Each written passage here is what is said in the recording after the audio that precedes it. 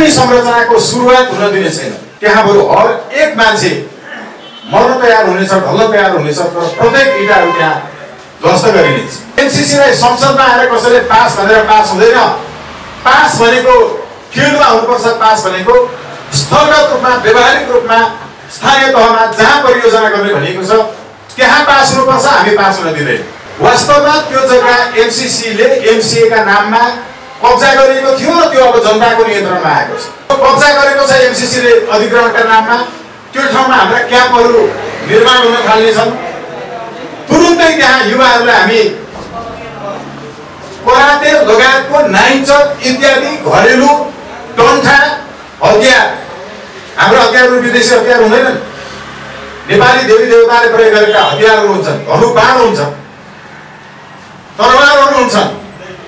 हामीले प्रयोग गर्ने हतियारहरू नेपाली पूर्वीय दर्शन अनुसार प्रयोग भएका अन्याय र अत्याचारको विरुद्ध सफलतापूर्वक प्रयोग भएका हतियारहरू हुन्छन्।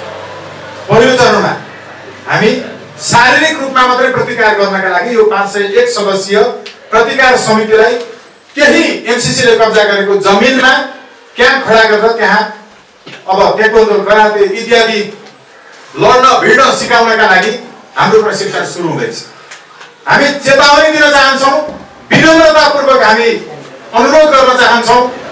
हामी शान्तिपूर्ण रूपमा सम्झाउन चाहन्छौँ कि एमसीसी को कुनै पनि निर्माणका लागि कुनै पनि संरचना त्यहाँ सुरु गर्ने दृष्टता नगरियोस्। कब्जा गर्ने दिशामा अघि बढाउने षड्यन्त्र त्यति बेलादेखि भएको। यहाँले यो एमसीए कसरी सुरु भयो भन्ने विषयमा सायद मैले प्रश्न गरेँ। त्यसो भएको हुनाले एमसीएले निकालेको यो जो विज्ञप्ति छ, एमसीसी को एजेन्ट, एमसीए सँग सम्बद्ध कुनै पनि कर्मचारी, यसका एजेन्टहरू, योसँग सम्बन्धित भविष्यमा पनि जागिर खान खोज्ने लगायत पूर्ण रूपमा सावधानीपूर्वक, सचेततापूर्वक आफ्नो माता पिता र छोराछोरीको भविष्य सम्झेर आफूलाई पनि बचाएर अब हिँड्न जरुरी छ। इन्डो पेसिफिक रणनीति अन्तर्गतको एमसीसी को नेपाली एजेन्ट, मैले भनेको नि यही डकुमेन्टले भनेको छ।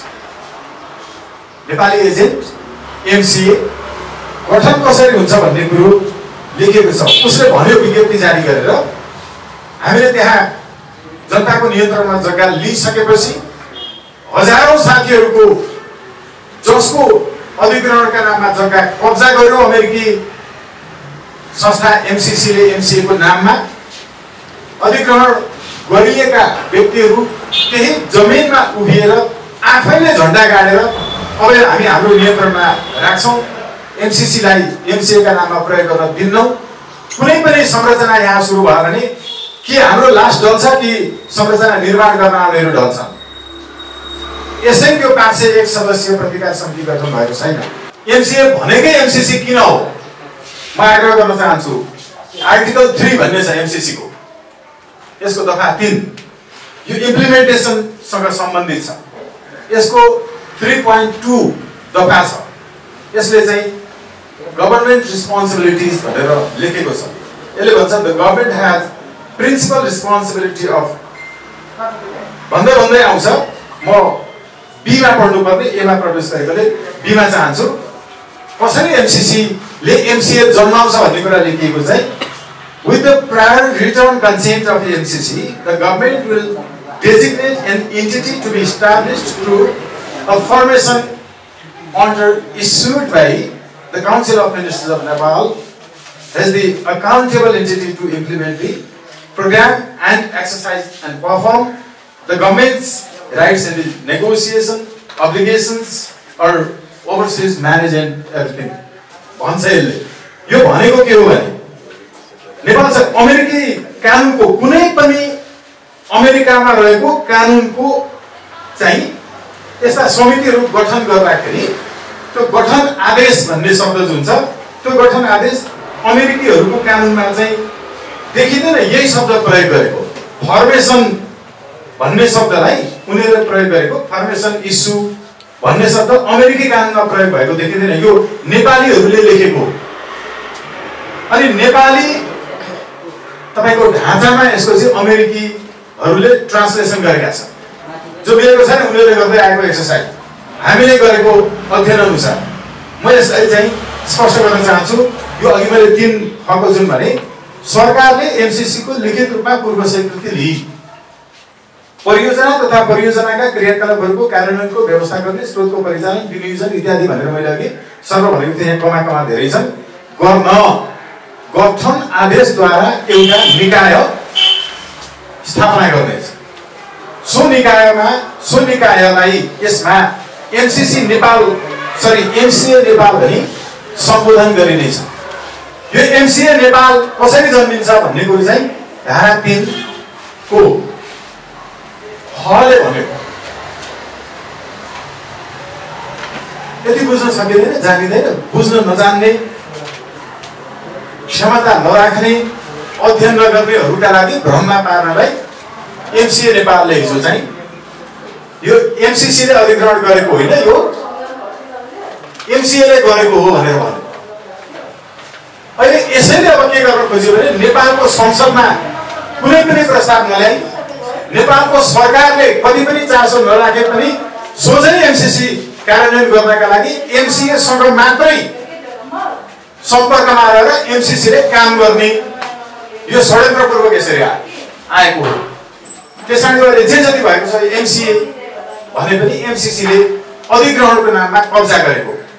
प्रतिकार समितिको अध्यक्ष हाम्रो रामबेडजीले के बताउनु, हामी त्यहाँ पुग्दाखेरि धेरै त्यहाँका स्थानीय बासिन्दाहरू आएर रुँदै बताउनु भयो कसरी उहाँलाई धम्की दिएर त्यहाँ अधिग्रहण गर्नका लागि छाप लगाउन लगाइयो, कसरी उहाँहरूलाई युवाहरूलाई चाहिँ अर्कै ठाउँमा पुर्याएर वृद्धहरूलाई मात्रै अधिग्रहण गर्न सहमति जनाउने कागजमा हस्ताक्षर गर्न लगाइयो।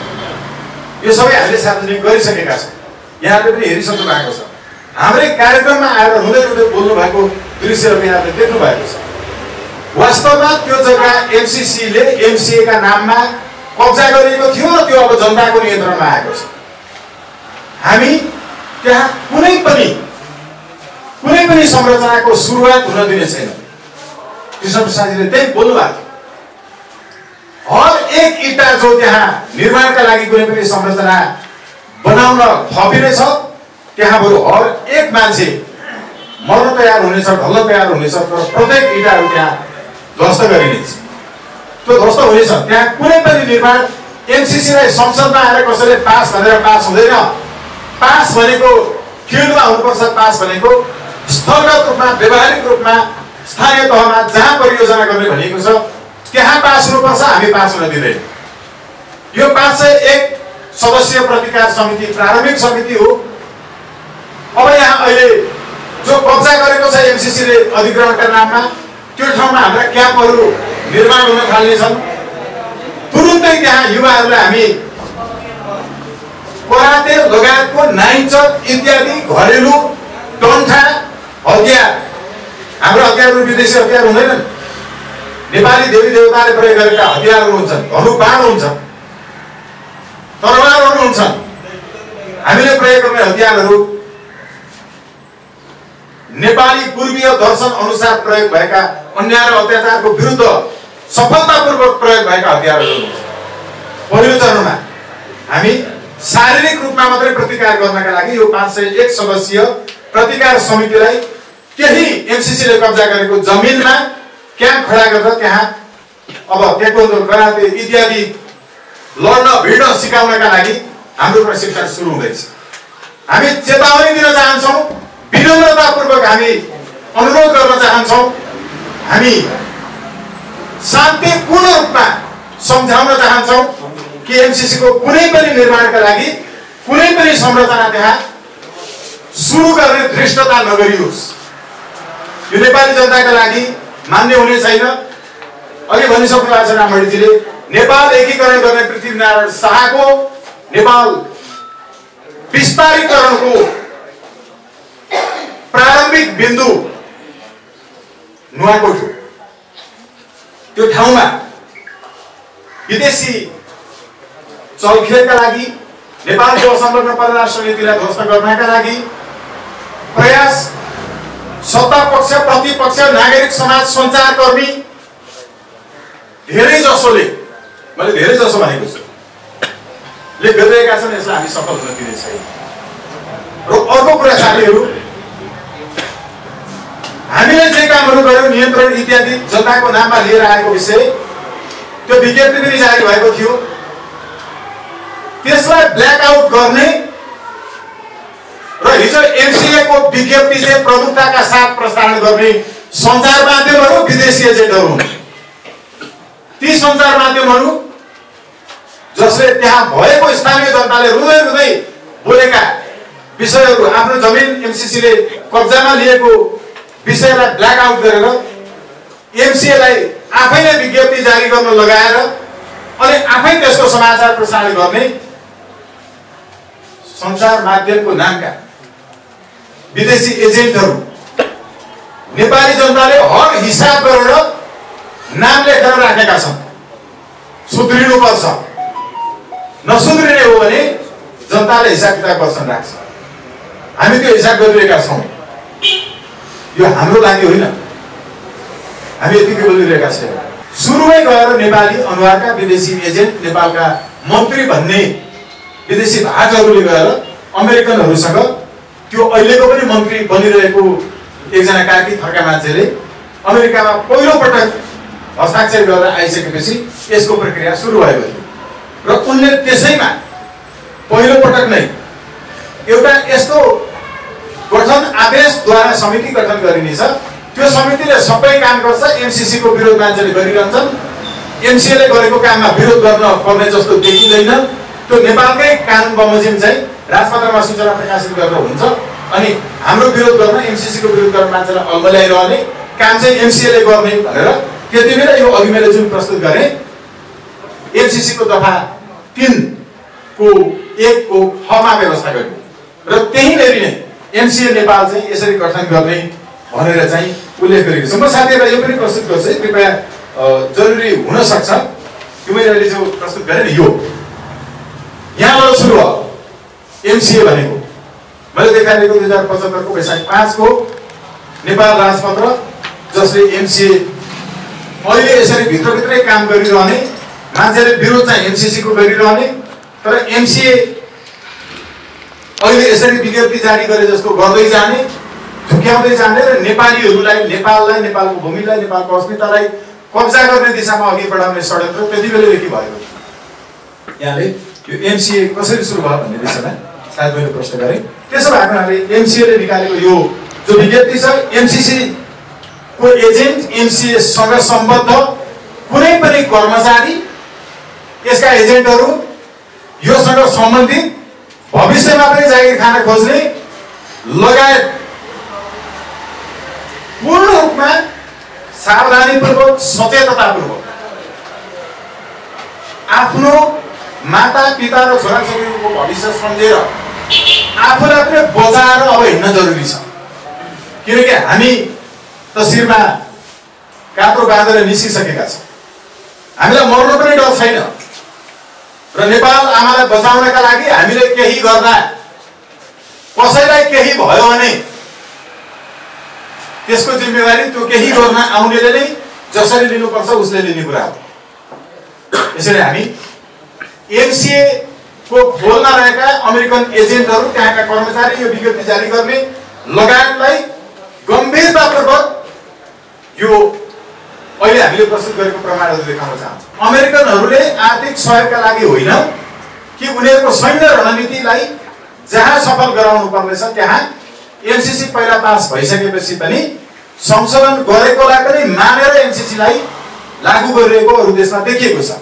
यसैले नेपालको पनि पहिलो चरणमै उनीहरूले भनेको समय सीमा क्रस हुँदा पनि उनीहरू किन तयार भइरहेका छन्, यसले देखाउँछ कि यो आर्थिक कार्यक्रम होइन, यो सैन्य रणनीतिक कार्यक्रम हो। मैले, तपाईले, तपाईँ हाम्रो आमा, तपाईँ हाम्रो छोरी छोरी दिदी बहिनीलाई आफ्नो घरमा बेडमा अरू परचक्रीसँग सुत्न दिनका लागि के भन्दा रहेछन् परिवारका सबै सदस्यले भनेर सबै साथीहरूको मत बुझ्ने कुरामा ठिक हो कि बेठिक हो भन्दा रहेछन् निर्णय गर्न दिएर अनि आफ्नो बेडमा आमा दिदी बहिनीसँग परोचक्रीलाई सुताउने विषयमा निर्णय लिनुपर्छ भनेर भन्यो भने यस्तो निर्णय लिनका लागि प्रस्ताव गर्ने कुरा हुन सक्छ र नेपाल आमाको अस्तित्व लुट्नका लागि कोही आउन दिन हुन्छ कि हुँदैन भन्ने कुरा छलफलको विषय हुन्छ। सिधै अमेरिकी सैन्य रणनीतिक कार्यक्रम नेपालमा भू सैन्य क्याम्प खडा गर्नका लागि दिने कि नदिने भन्ने विषयमा छलफल हुन सक्छ। अस्ति भर्खरै पपिवा न्युगिनीमा गएर अमेरिकी उपराष्ट्रपतिले यो अमेरिकी सैन्य रणनीतिक कार्यक्रम हो, इन्डो पेसिफिक अन्तर्गत एमसीसीमा हामीले पैसा खर्च गर्ने कार्यक्रम नै यही हो भनेर बोलेको कुरा तपाईँ हामी सञ्चार माध्यम र अरू पढे लेखेका मान्छेलाई थाहा छैन। BBC, CNN, Reuters, Fox News, AP, AFP मा हामीले पढेनौँ र सबैले हेऱ्यौँ। हामीले हेरेनौँ तपाईँको चाहिँ यो इन्डो पेसिफिक स्ट्राटेजी 2017 को पेज नम्बर 4, पेज नम्बर 21, त्यसै गरी सन् 2019 को रिपोर्टको चाहिँ तपाईँको पेज नम्बर 38 हेरौँ न। सोझै भनिएको छ यो कि अमेरिकाको विश्वभरि भू सैन्य क्याम्पहरू खडा गर्नका लागि एमसीसी लाई प्रयोग गरिएको हो भनेर सबै हामीलाई थाहा छ। अनि यस्तो विषय छलफल गर्ने, संसदमा राख्ने, संसदले हुन्छ भने पनि हुन्छ भन्ने होइन होला नि। त्यो भएको हुनाले यस्तो विषय लोकतन्त्र भनेको त्यो बहुमतले मान्दैमा ठिक हुन्छ भन्ने होइन। लोकतन्त्र प्रक्रिया मात्रै होइन, विचार पनि हो। त्यसकारण उहाँले प्रक्रियालाई देखाएर लोकतान्त्रिक हुन्छ संसदमा प्रस्तुत गर्नु भनेर भन्नुभयो। यो सर्वथा लोकतन्त्रको मूल मर्मको विपरीत छ। लोकतन्त्रमा यस्तो निर्णय लिँदैन जहाँ आमाको अस्मिताका लागि सन्तानहरू खुसी छन्, चकलेट खान पाउँछु भनेर परचक्रीलाई घरमा ल्याएर स्वागत गर्न अनि जे पनि गर्न दिने छुट बहुमतबाट पारित भयो भने पनि मानिँदैन। यो हुन सक्दैन। हामीले योभन्दा पहिला सन्धि ऐनमा गरेको व्यवस्था र नेपालको संविधानले कुन कागजात सन्धि हो, कुन कागजात सम्झौता मात्रै हो, कुन कागजात एग्रिमेन्ट हो, कुन कागजात ट्रिटी हो, कुन कभेनेन्ट हो, कुन आफैमा कन्भेन्सन हो, त्यसलाई वर्गीकरण गरेर अनि कस्तो खालको कागजात चाहिँ संसदको साधारण बहुमतबाट पास गर्ने, कस्तो खालको 2/3बाट पास गर्नुपर्ने, यही सन्दर्भमा थियो। यो महाकालीको चाहिँ सन्धि हो कि सम्झौता हो भन्ने विषयमा जसलाई 2/3 जरुरी हुन्छ कि साधारण बहुमत जरुरी हुन्छ भन्ने कुरो सांसदहरू बीचमा विवाद भएपछि सम्मानित सर्वोच्च अदालतमा पुगेको थियो। अहिले के गरियो भने संसदमा प्रस्तुत हुने अन्तर्राष्ट्रिय सम्बन्ध रहेका कुनै पनि कागजातलाई एउटै भाँडामा सन्धि भनेर हालिदियो। जुनसुकै कागजात संसदबाट अन्तर्राष्ट्रिय सम्बन्ध स्थापित गर्ने गरिकन पास हुन्छ त्यो सन्धि हो भनेर सन्धि ऐनमा पनि संशोधन भयो। यो संशोधन भइसकेपछि के भयो भने अहिले यो विषय यो भन्दा पूर्व चाहिँ चिनियाहरूले गरेको 56 अर्बको सहयोगका लागि संसदमा प्रस्तुत गर्नु परेन त। तर यसका लागि संसदमा किन लानु पर्यो? किन तपाईँको चाहिँ योभन्दा पूर्व डाक्टर एकजना कतिवटा थरका मान्छे थिए, तिनी चाहिँ अर्थमन्त्री भन्ने पटक पटक चाहिँ सोर्सबाट मात्रै जागिर खाँदै खाँदै पछि सोर्सबाट मन्त्री भएका उनले संसद सचिवालयमा प्रस्तुत गरेको यो प्रस्ताव हो एमसीसीसँग सम्बन्धित। साथीहरूले क्लोज गरेर खिच्नुभयो होइन?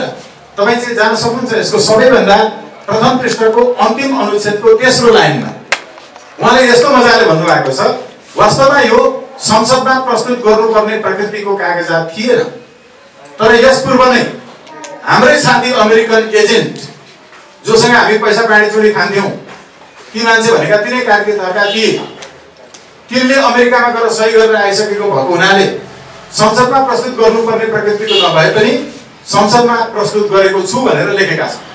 नेपाल सरकारको छाप पनि यो सबभन्दा माथि गयो संसद सचिवालयबाट आधिकारिक रूपमा।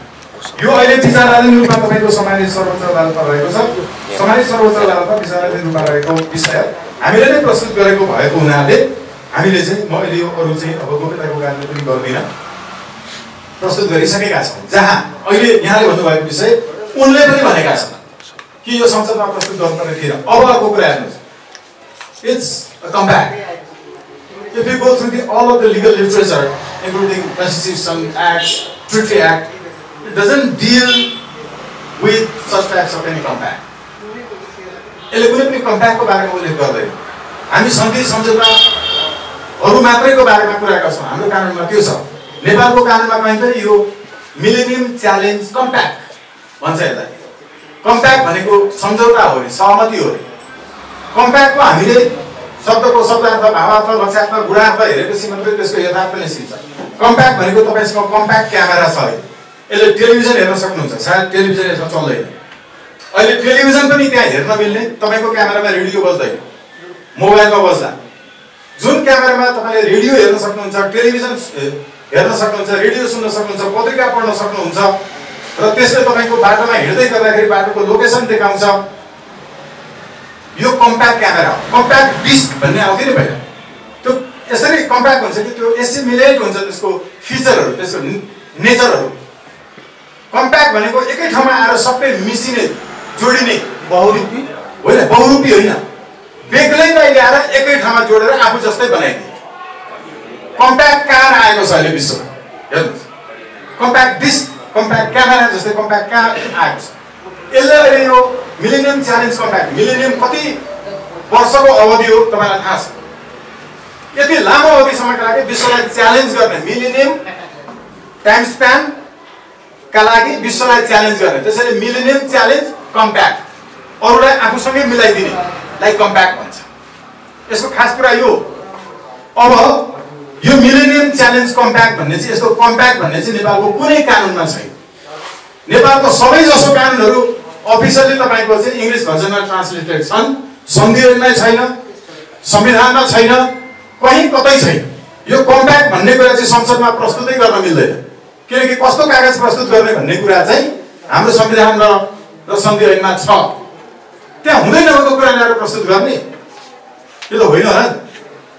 यसो भएको अघि यहाँले भन्नुभएको जो छ सन्दर्भ कि सन्धि हो कि सम्झौता हो कि यो कागजै प्रस्तुत गर्नुपर्ने खालको हो कि भन्दाखेरि यो संसदमा प्रस्तुत गर्नुपर्ने प्रकृतिको कागज होइन।